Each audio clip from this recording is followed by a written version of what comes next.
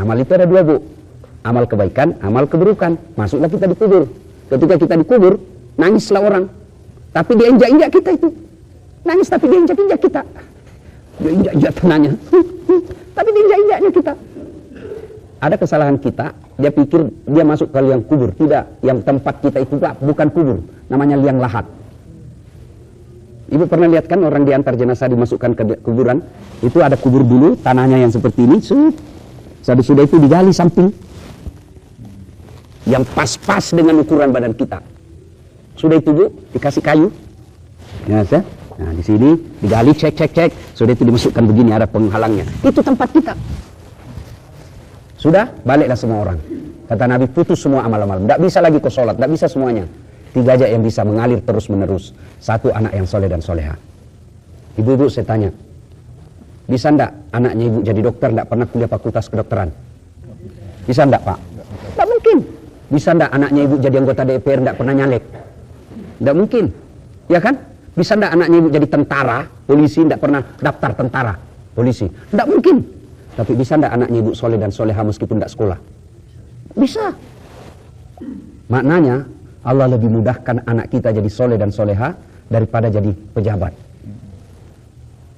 Cuma sayang, kita lebih bangga kalau anak kita pandai bahasa Inggris, tidak malu kalau anak kita tidak tahu ngaji. Hebat sekali tuh. Itu kan kalau kita di tanah air, kagum kita lihat anak SD pandai bahasa Inggris. Hebat sekali ustaz anaknya itu. Kenapa? Baru kelas 2 SD lancar bahasa Inggris. Cuma enggak hebat itu. Banyak yang begitu. Masa banyak? Kok ke Inggris? Tadi itu saya terbang dari New York ke sini, anak-anak depan saya, Bu, bahasa Inggris bersaudara. Lancar betul. Apa istimewanya? Banyak yang begitu.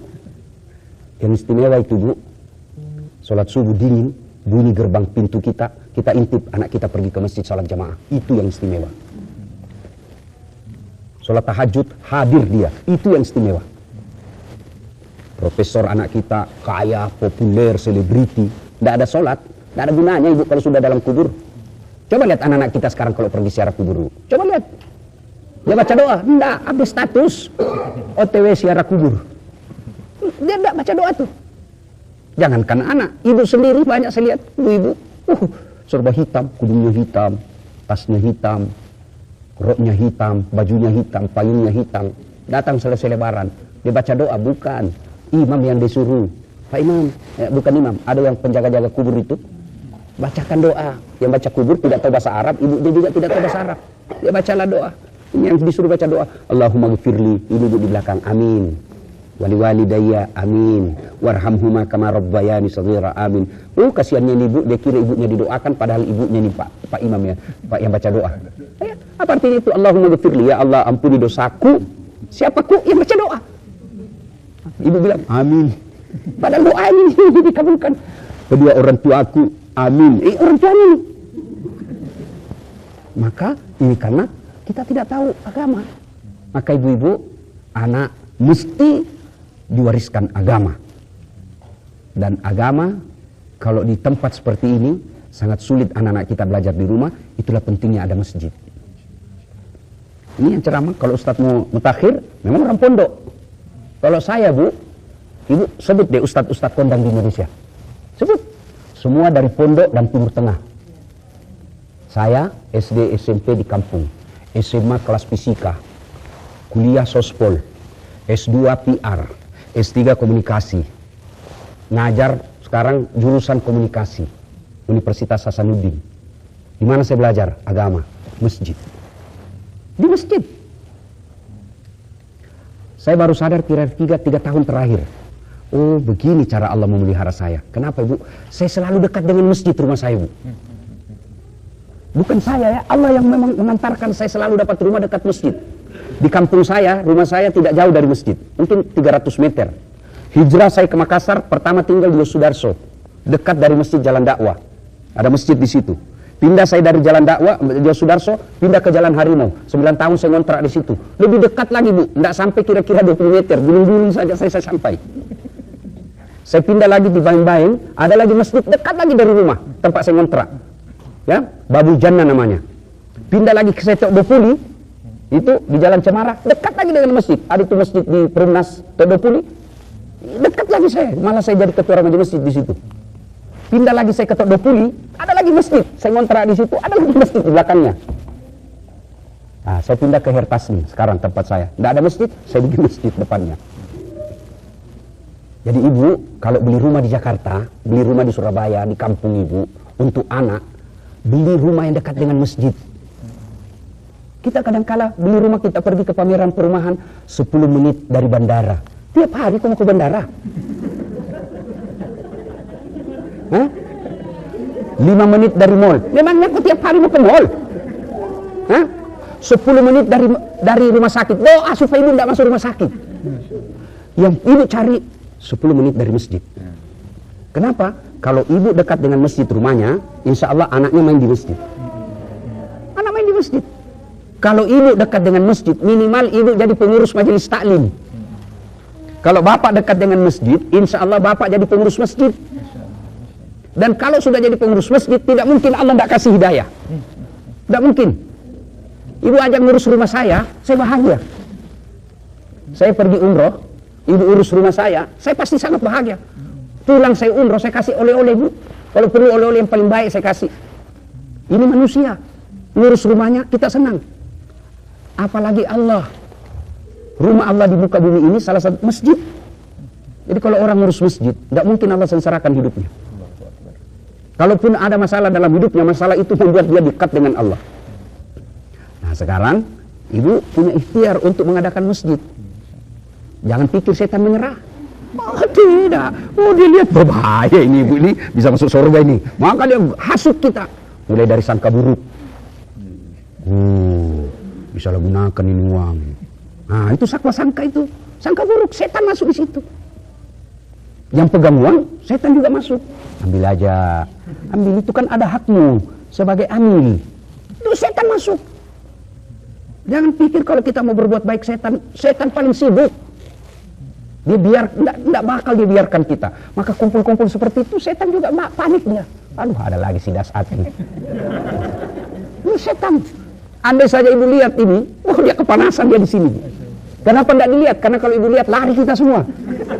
Tapi percaya di sini ada, cuma tidak lihat karena alam kita berbeda. Maka percaya ibu bapak saudara-saudara sekalian, niat untuk mengadakan masjid sangat mulia. Ya, nah, maka tidak cukup dengan niat, harus ada ikhtiar.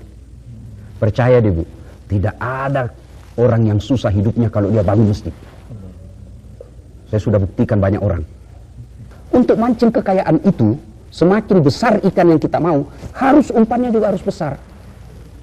Jadi kalau orang cari nafkah memperkaya diri dengan tambah jam kerja, lembur kiri kanan, itu bagi orang yang tidak beriman. Bagi kita orang beriman, 4 ini kunci rahasianya ini rezeki. 1, salat duha. 2, baca al-waqiah. 3, sedekah. 4, silaturahmi. Dan saya sudah buktikan itu. Saya selalu bilang, bu, saya ini tidak banyak uangku, tapi banyak temanku. Temanku yang banyak uangnya. Kemana-mana saya selalu gratis. Itu kalau saya ke pasar di Makassar, tidak pernah laku duit saya bu. Baru saya turun dari mobil sudah teriak, "Assalamualaikum Ustaz." Dalam hatiku aman dan terkendali. Ada yang bayarkan sayur saya, "Enggak usah." Enggak enak bu, masih pagi-pagi. "Enggak usah Ustaz." Dalam hatiku memang itu yang kutunggu. Ya kan? Silaturahmi. Jadi kalau ada orang, dia bagian dari usaha mencari kekayaan, lembur kiri kanan. Bagi kita pakai aja ini 4 tips. Sedekah. Ya. Dan orang sedekah tidak Allah lihat banyaknya, tapi yang Allah lihat rutinitasnya. Mungkin ibu tiap Jumat cuma $10, tapi rutin dan ikhlas. Allah lihat, wah baik ini, tambah dia rezekinya. Apa susahnya Allah kasih? Ya. Nah, kemudian anak soleh, sedekah yang bisa kita nikmati di alam kubur. Yang berikutnya adalah ilmu yang bermanfaat. Jadi kalau ibu dapat ceramahnya ada saat latih, jangan berhenti di situ, share. Like and share. Kalau ibu nonton ini sekalian, ibu kalau nonton ceramah saya di YouTube ada iklan, jangan di skip. Kalau ibu skip, ibu hanya dapat ilmu, saya hanya dapat pahala. Tapi kalau ibu nonton 1 iklan, 2 iklan, kan paling 30 detik. Ibu kalau nonton itu artinya ibu menyumbang ke saya, dan itu bukan untuk saya, tapi untuk orang-orang yang kita bantu. Dari mana saya dapat duit bisa bangun masjid? Itulah tuh, dari YouTube. Maka kalau ibu nonton, jangan lupa, jangan di skip iklannya. Ya, apalagi kalau ibu teruskan, lalu catatannya, nonton iklannya ya untuk menyumbang Ustadz Das'ad. Ini dapat pahala. Ya, nah ini 3 ibu ya. Setelah ibu keluar tuh di sini, setan goda lagi tuh. Selalu ingat ibu, setan tidak pernah biarkan kita berbuat baik. Kita keluar dari sini, mulai itu hilang yang kita tadi dengar dakwah. Kan orang dengar dakwah itu efeknya setelah dengar dakwah, itu kalau belajar dari sejarah, ada yang sifatnya dengar dakwah seperti Abu Bakar Siddiq. Dengar, sami'na wa ta'na. Langsung beriman. Ya, ada model kedua, Abu Lahab. Tolak 100%. Nggak ada, tolak semuanya. Ada model ketiga, lawan dulu, baru masuk Islam. Abu Sufyan. Lu udah lawan dulu, tapi akhirnya setelah Fatu Makkah masuk Islam dan ikut berjuang. Ya, ketika Rasulullah SAW telah wafat, beliau ikut berjuang bersama Umar bin Khattab dan Khalid bin Walid. Itu orang tidak banyak tahu. Abu Sufyan itu meskipun jahat di awal-awal dakwah Islam, tapi setelah masuk Islam, itu bahkan matanya satu, rusak matanya ketika perang kena panah. Jepretan panah. Itu Abu Sufyan. Ada model keempat, beriman dulu, lalu kafir. Nah, Abdullah bin Ubay. Nah, ibu periksa setelah keluar dari sini. Ada mikir-mikir dulu, ada sudah itu dilupa lagi. Mudah-mudahan kita semua Umar bin Abu Bakar Siddiq. Dengar, sami'na wa ata'na. InsyaAllah. Tapi apa yang saya sampaikan soal sedekah ini tidak ada guna kalau kita hanya dengar tanpa action. Action langsung. Sedekah seadanya saja. Nah, tips Bu, tips kalau sedekah itu apa yang pertama muncul di hati itu yang ibu selesaikan. Misalnya, saya mau sedekah $100. Jangan tawar, langsung. Karena setan akan bisik lagi tuh. Terlalu banyak. $10 cukup. Itu setan. Maka kalau tips saya Bu, cara saya selalu berpikir bukan memberi, tapi menitip. Nitip. Nah, supaya kalau saya titip, berarti saya mau pakai lagi nanti. Kalau selama niat kita, di pikiran kita memberi, pasti kita pikir, seadanya aja. Namanya memberi. Tapi kalau saya bilang saya titip, berarti makin banyak titipan saya. Kemarin saya katakan, makin banyak saldo kan makin senang. Cari deh orang yang bangkrut gara-gara sedekah. Di Sulawesi Selatan ada namanya Haji Andi Sose. Kalau ibu ke Sulawesi Selatan dapat masjid Juang 45, beliau yang bangun. Terakhir beliau bangun itu masjid 165 masjid. Tidak pernah kita dengar bangkrut, tidak pernah kita dengar sakit. Yang paling kita dengar habis kawin lagi. Paling itu kita dengar, habis kawin lagi. Oh, istrinya muda betul. Itu aja kita dengar. Tidak pernah kita dengar sakit. Dan setiap pejabat yang mau masuk ke Sulawesi Selatan pasti datang ke rumah beliau. Nah, sedekah. Ya, wallahu a'lam bishawab. Terima kasih Ustaz.